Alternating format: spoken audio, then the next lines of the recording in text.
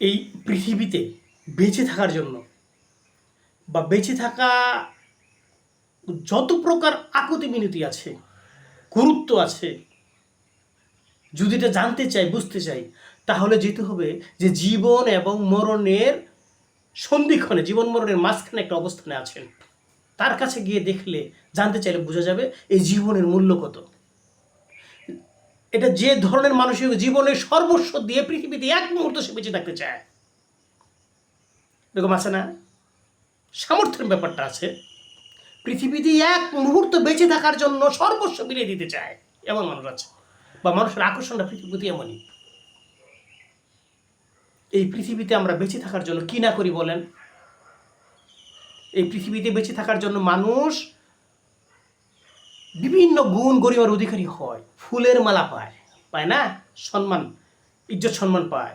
আবার এই ইজ্জত সম্মানের সহিত ফুলের মালা যে পায়, এমন ব্যক্তি এই পৃথিবীতেই জুতার মালা পায়, অসম্মানী হয়, বেজ্জতি হয়। দেখেন, এই পৃথিবীতে মানুষ সুখে থাকার জন্য, ভালো থাকার জন্য অনেক বড় অট্টালিকা গড়ে, কিন্তু সেই অট্টালিকায় শুয়ে তার ঘুম, আরামের ঘুম দিতে পারে না, আরামের ঘুম নাই।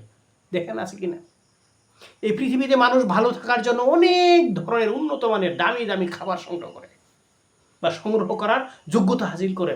দেখুন, এমন ব্যক্তি সে পেট পুরে তৃপ্তি সহকারে খেতে পারে না।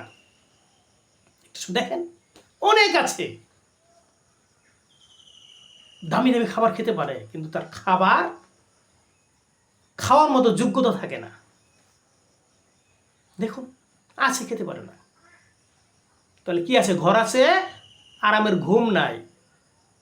খাবারের ব্যবস্থা আছে, করার মতো যোগ্যতা আছে, কিন্তু তৃপ্তি সহকারে খাবারের অবস্থা তার নাই। আছে কি না?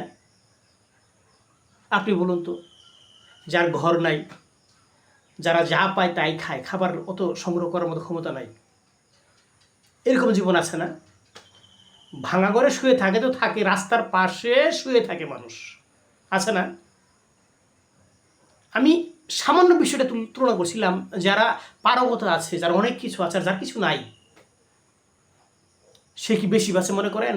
ওই একটা অসহায় মানুষের চাইতে সহায় সম্বলওয়ালা মানুষ, মানে একদম সহায় সম্বলহীন মানুষের চাইতে সহায় সম্বলওয়ালা মানুষ বেশি বাঁচে, গড়াইও বেশি। আপনি দেখেন জরিপ করে, ঠিক কিনা, আছে কিনা এরকম? বরঞ্চ যে মানুষটা খেতে পারে না, পড়তে পারে না, ভালোভাবে শুয়ে আরামের ঘুম দেওয়ার মতো জায়গা নাই, এই মানুষটার আয়ু বেশি হয় অনেক অনেক ক্ষেত্রে। দেখেন, তাহলে সামান্য সময় বেঁচে থাকার জন্য যে এই সর্বস্ব বিলিয়ে দেওয়ার একটা প্রবণতা মানুষের মধ্যে আছে, এই জিন্দিগিটার কত দাম। এই কথাটা বলছি কেন জানেন? যারা এগুলোর ভেদ বিচার করে স্রষ্টার প্রতি মনোনিবেশ করলো, যার সময় আছে হাতে, অবসর সময় আছে, যিনি বসে একটু আল্লাহ আল্লাহ আল্লাহ জিকির করতে পারেন, স্রষ্টার নাম স্মরণ করতে পারেন, একটু ধ্যান করতে পারেন, এই সময়টা কতটুকু মূল্যবান হইতে পারে আপনি মনে করেন? কারণ এমন মানুষ আছে পৃথিবীতে, এই অর্থ সম্পদ সংগ্রহ করতে গিয়ে, তাদের শান শৌকত টিকিয়ে রাখতে গিয়ে পরিবারের সদস্যদেরকে সময় দিতে পারে না। আপনি অর্থ দিতে পারেন, টাকা দিতে পারে, সময় দিতে পারে না নিজে, অথবা সময় ব্যয় করার জন্য বা সময় কাটানোর জন্য, অন্যান্য সদস্য সময় কাটানোর জন্য আপনি যে সব দিতে পারে, বিশেষ করে টাকা দিতে পারে, পরামর্শ দিতে পারে, কিন্তু সে নিজে সময় দিতে পারে কেন? সে এগুলো সংগ্রহ করছে। তাহলে এইগুলো সংগ্রহ করার ফলে কি হয়? আপনি ওই বিবেচনা করুন, এই মানুষগুলোর অবস্থা এরকম হয়।